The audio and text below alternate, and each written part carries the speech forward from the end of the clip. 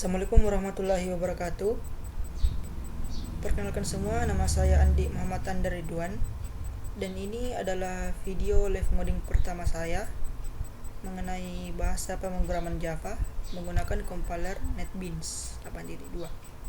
Nah, pada kesempatan kali ini saya akan membuat sebuah program untuk menampilkan elemen array dengan menggunakan tipe data primitif di Java. Jadi di Java itu ada 8 tipe data primitif, mulai dari integer sampai ke char, dan kita akan membuat program array-nya satu per satu. Jadi pertama-tama kita masuk dulu ke NetBeans-nya. Kemudian awal-awalnya kita dulu membuat yang namanya new project, Java application. Kita klik next. Kemudian kita masukkan di sini judulnya, semisal tugas kuliah 1, tugas kuliah 2, karena mungkin sudah tugas kuliah 1 sudah ada. Kemudian kita klik finish. Oke, jadi sudah ada ya tugas kuliah 2. Jadi sebelumnya kita masuk dulu kita klik source package, kemudian kita klik kanan new, kemudian klik Java package, kemudian kita buat di sini namanya apa, tugas array. Nah, ini tugas array, misal tugas array di package-nya ini. Setelah ini package-nya sudah jadi, kita klik lagi, kemudian new, kemudian class. Kita klik di sini tugas 1. Nah, oke.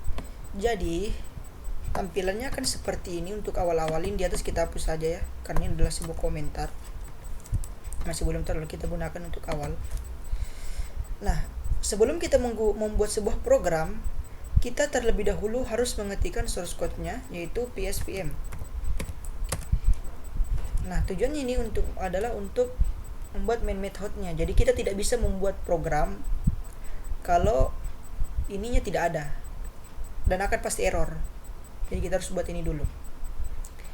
Nah, seperti saya juga bilang tadi, bahwa di membuat array menggunakan 8 tipe data primitif ada berbagai macam. Dan ini kita mulai dari yang awal, yaitu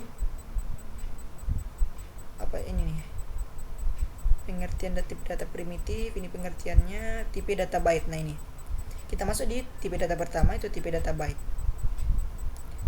Byte itu kisarannya seperti ini, bisa kalian baca sendiri. Contohnya itu dari 99 sampai ke min 99. Jadi kita taruh di sini byte. Ya, nah, cara membuatnya ada berbagai macam cara membuat array, mulai dari cara mendeskripsikan dan juga mengklasifikasikan. Terlebih dahulu saya ingin mendeskripsikan array-nya sama seperti ini. Kita ingin membuat tipe data byte,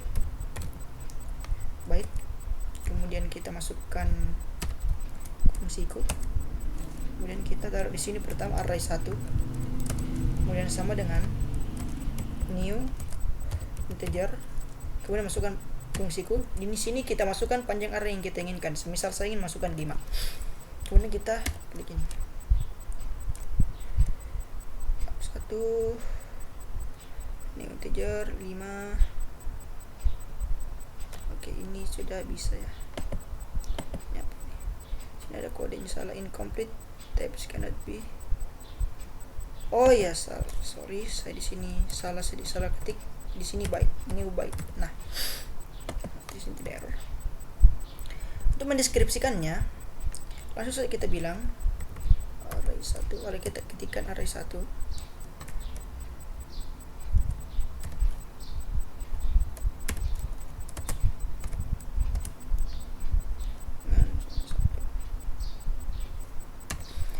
nah, ini 0. Apa maksudnya 0 ini? Ini adalah indeksnya. Jadi semisal kalau kita mempunyai panjang dari array kita adalah 5, pada saat pertama itu 1, indeks pertama kita mulai dari 0. Jadi setiap kita membuat array 1 itu indeksnya kita mulai dari 0. Jadi semisal kalau kita 1, 2, 3, 4, 5, kita mulai dari 0, 1, 2, 3 sampai 4. Jadi seperti itu. Satu lagi, indeks 1 2. Kita copy paste saja supaya cepat.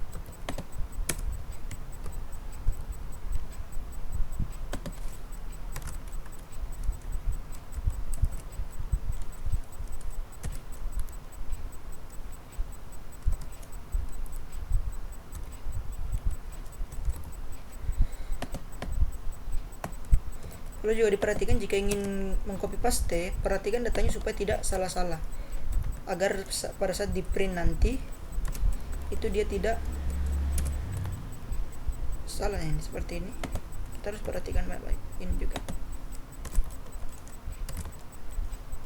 Nah, kemudian langkah selanjutnya ada berbagai macam cara supaya kita dapat mengapit dari array ini, kemudian baru kita print outputnya. Caranya itu ada berbagai macam cara, mulai dari cara kita print biasa dan juga menggunakan perulangan. Untuk kali ini saya akan mencoba menggunakan perulangan. Kita buat dulu istilahnya agar lebih keren aja dilihat. Kita buat seperti ini. For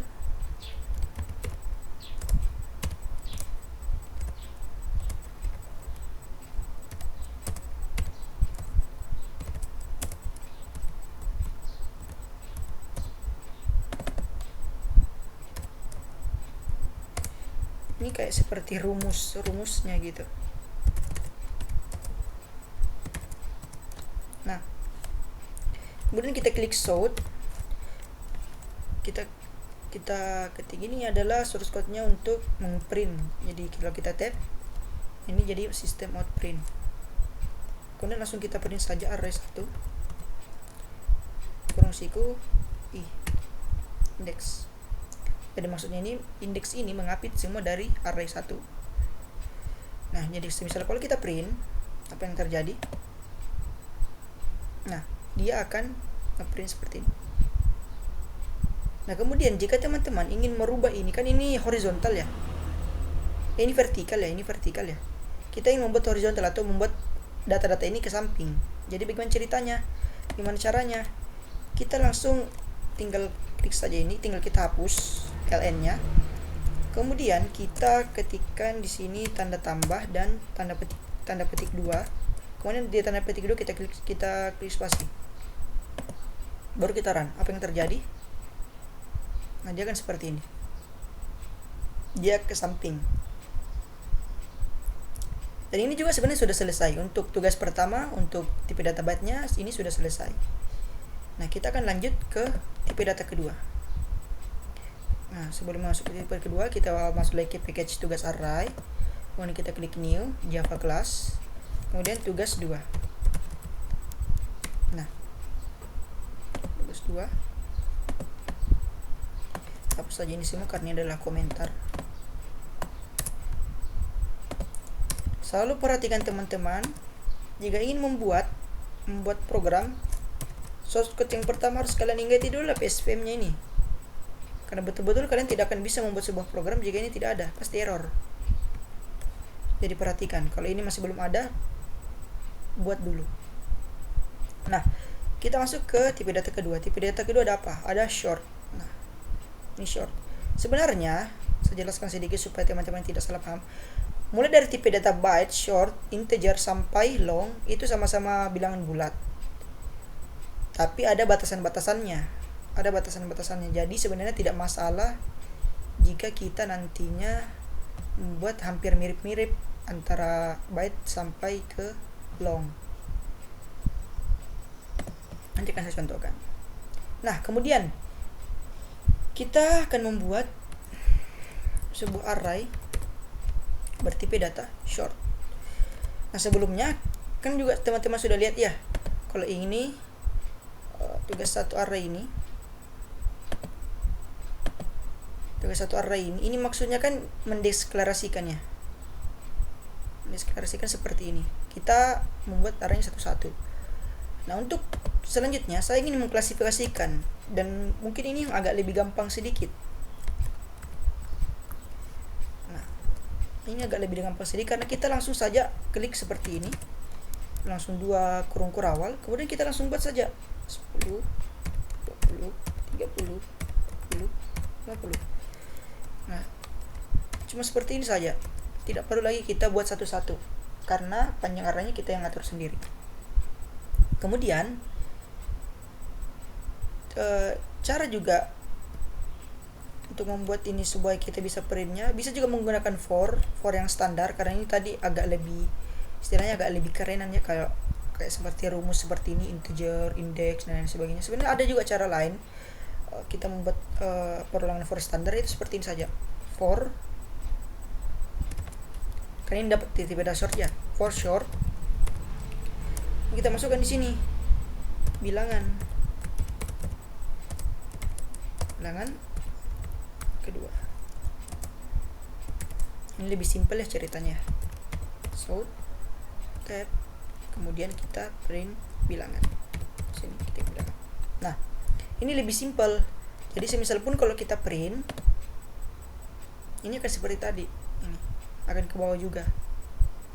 Dan seperti biasa lagi, jika teman-teman ingin membuat ini menjadi horizontal, kita cukup menghilangkan ln-nya dan kemudian menambahkan dan tanda petik 2, kemudian spasi. Jadi kalau kita run seperti ini. Oke ya, ini juga sudah selesai. Kemudian kita masuk lagi, kita buat lagi plus ketiga, tugas 3. Nah, ini finish. Oke, jadi ini tugas ketiga kita hapus seperti biasa, kita tinggal hapus saja ini.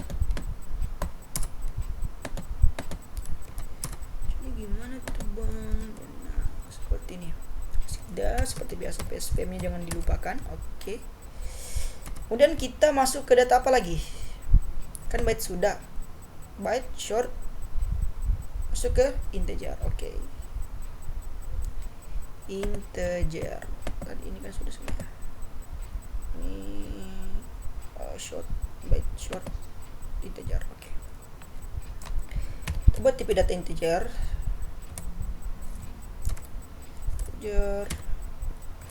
Seperti awal-awal tadi, tinggal integer, array ke 3, kemudian dengan, sebenarnya membuat tipe array ini cukup mudah saja,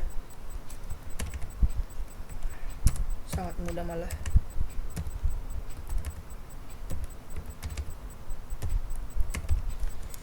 Nah, bahkan ini pun seperti kalau teman-teman lihat ini, meskipun kita pelungan for yang kesannya agak lebih simpel, ini masih cara selanjutnya. Sebenarnya cara-cara seperti ini bisa semua ya, mau digunakan untuk integer, boolean dan lain sebagainya, sebenarnya bisa. Ada berbagai macam cara. Tapi di sini saya akan membuat lagi lebih simpel lagi. Kita tinggal print south di sini.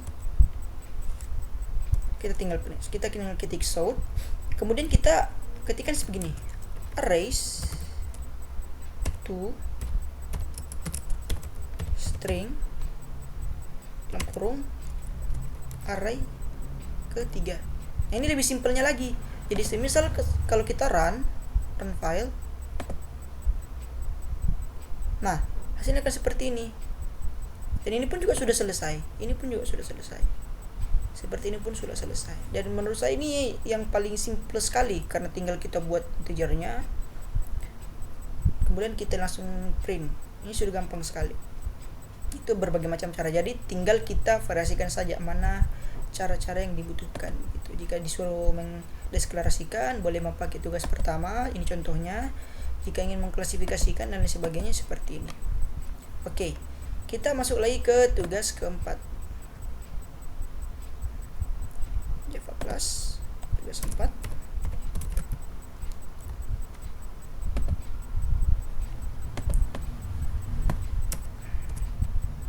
Gampang ya. Jangan pusing. Oke, masuk ke data selanjutnya. Ini data long. Yang ini kan ya semakin besar ya. Jadi bedanya itu antara byte sampai long itu cuman cara menyimpan datanya aja. Jadi kalau byte itu lebih kecil, masuk lebih banyak lagi sampai long itu paling tinggi. Jadi seperti itu. Nah, kita di sini tinggal membuat long, data long seperti biasa, array 4 dengan 1000, 2000, 1000, 5000. Sorry. Nah, kita menggunakan for saja, for standar. Nah, saya lebih suka menggunakan round for karena kesannya kayak lebih ngoding aja gitu.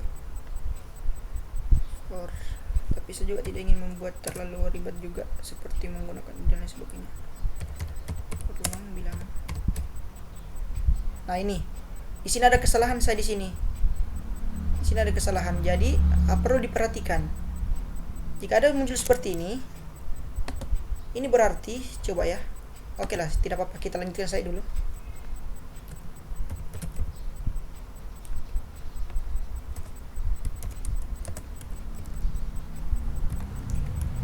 Kita lanjutkan saja dulu supaya kalian teman-teman bisa lihat apa kira-kira kesalahan yang terjadi di sini.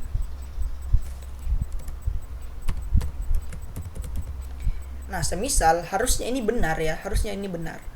Tapi kalau kita run, nah ini kelas tugas R4 does not have a main method. Jadi kita tidak punya main methodnya. Jadi itulah pentingnya kita menggunakan PSVM ini sebagai main method. Jadi kalau ada ini, itu baru kita bisa menggunakan program kita.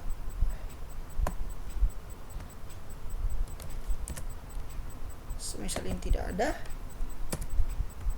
seperti ini. Lihat, sudah kita taruh main methodnya di sini, kita print. Nah, baru muncul, nah kan? Jadi itulah pentingnya kita menggunakan PSVM. Seperti biasa juga, karena ini datanya seperti ini. Saya ingin mau menambahkan jangan plus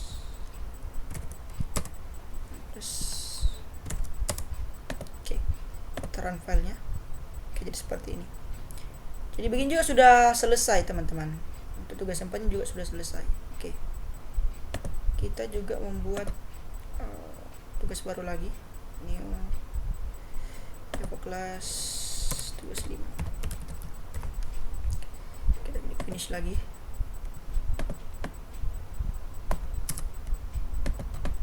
Jadi hapus saja ya.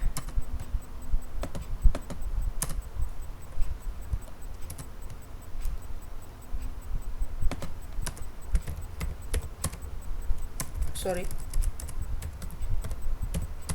Oke. Sekarang kita akan membuat tipe data float. Nah, jadi float itu kayak gimana, Bang? Jadi float itu seperti ini. Tipe data float adalah yang menandakan bilangan nilai desimal. Jadi untuk integer dari untuk byte sampai long itu menggunakan bilangan bulat, sedangkan untuk float dan double itu nanti kita akan menggunakan bilangan desimal. Jadi seperti ini. Nah, contoh bilangan float itu seperti ini. Kita akan buat. Nah, kita buat float. Float. Nah, oke. Buat array 5. 23,4F gitu-gitu aja. 234,3F 221,6F 443,1F.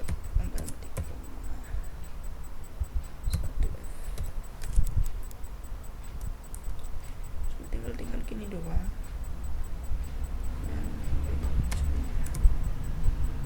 Oke. Kita terus menggunakan for aja ya. For aja. For, kemudian float, bilang desimal saja, desimal. Bilangan aja coba ya. Bilangan array sorry, harusnya pakai tanda kurung kurawal. Nah,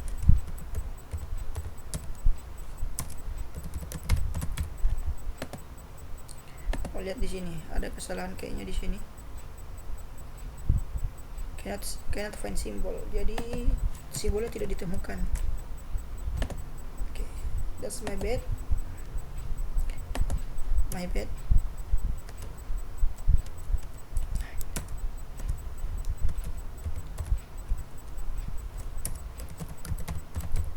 Sorry. Nah, kita run hasilnya seperti ini.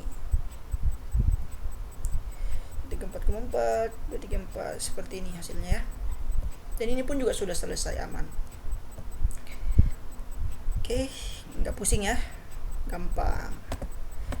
Kemudian kita masuk ke tugas ke-6. Kita klik new, klik Java class lagi, tugas 6. Oke, tugas 6 nya di bawah, kita naikkan saja. Oke, kita naikkan saja di sini. Senangnya kita seperti biasa kita hapus-hapusin aja ini, nggak penting juga untuk awal-awal ini, nggak terlalu ya. Oke. Nah, kemudian setelah ini kita, seperti yang saya bilang tadi, setelah kita menggunakan float, ada lagi yang namanya double. Double itu hampir mirip-mirip dengan float. Kita buatkan.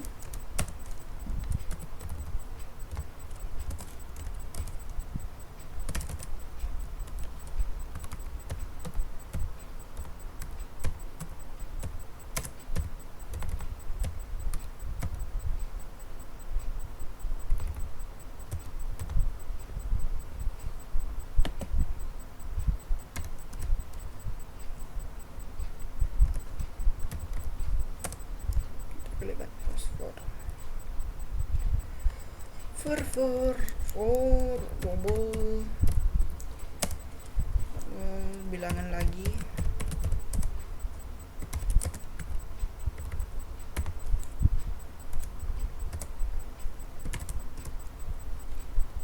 Ini kita klik sort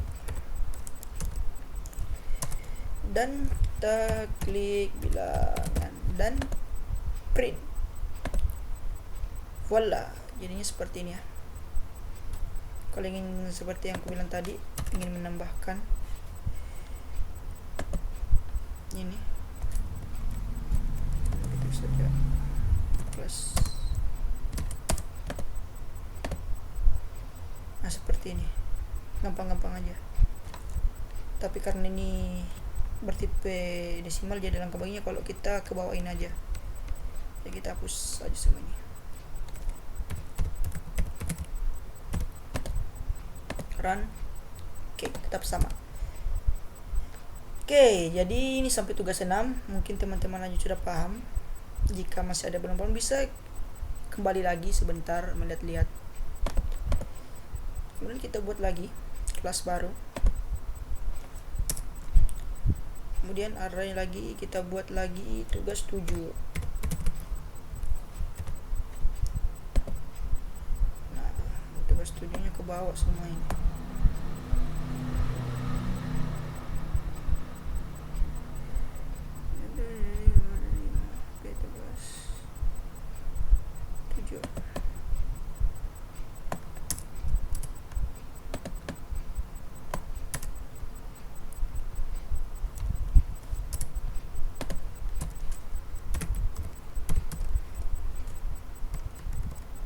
Tugas 7 ini kenapa ini?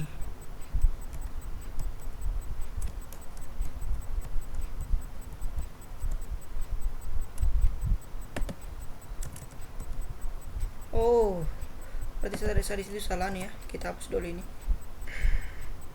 Aduh, tadi ada salah. Bukan berarti saya kelas tadi yang saya pilih. Java interface.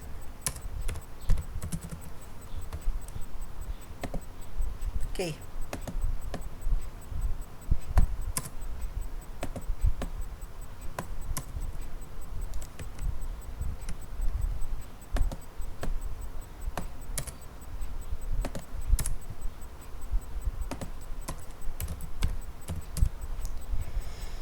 Oke, kemudian kita lagi lihat double sudah. Nah, masuk ke boolean. Boolean itu bisa kita baca. Tapi data boolean digunakan untuk menghasilkan nilai logika yang hanya bernilai 2 saja, yaitu true dan false. Jadi tipe data boolean dan char ini masuk ke tipe data logika gitu. Dan untuk boolean sendiri cuma terdiri dari 2 nilai, yaitu true or false. Jadi cara membuatnya cukup simpel juga. Sangat simpel malah. Di sini array 6, array 7. Kita dulu. Kita taruh di sini true, false, true, false, true. Di sini ada susah. Oke. Cuma begini saja. Ini kita coba. Dan bagaimana cara printnya? Seperti biasa lagi, kita klik saja for, kemudian sini boolean data array 7 so, kemudian kita berikan data. Di sini apa lagi nih? Oh, boleh. Oke. Kita run. Nah, hasilnya true false. Seperti ini saja, sesimpel ini untuk membuat tipe data karakter. Nah, ini untuk tipe data boolean. Sesimpel ini. Oke ya, nggak pusing ya. Kemudian kita masuk lagi ke tahap terakhir. Kelas tugas 8.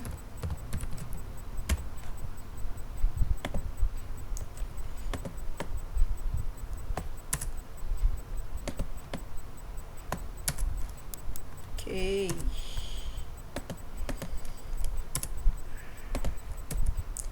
Tugas 8. Kita senantiasa SPM. Oke ya. Seperti ini. Kemudian setelah itu kita lihat lagi tipe data char itu seperti apa sih, Bang. Nah, jadi tipe data char menyatakan suatu karakter Unicode yang membutuhkan ukuran 16 bit. Unicode adalah sekumpulan data. Jadi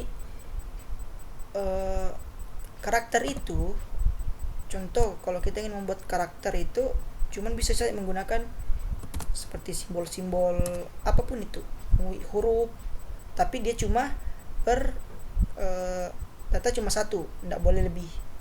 Jadi kalau saya membuatnya seperti kalau saya membuat charnya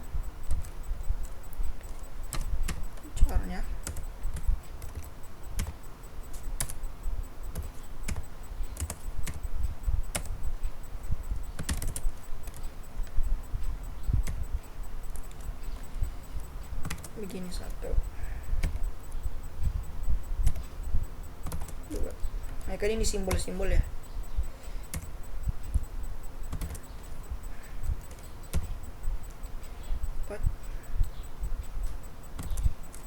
Sorry.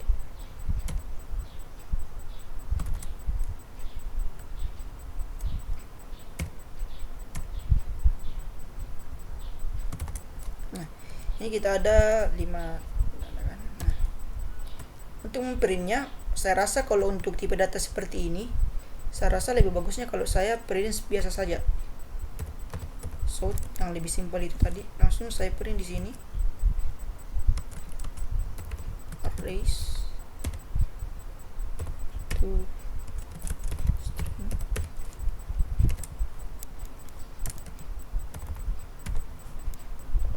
Jadi kalau kita run, nah hasilnya akan seperti ini.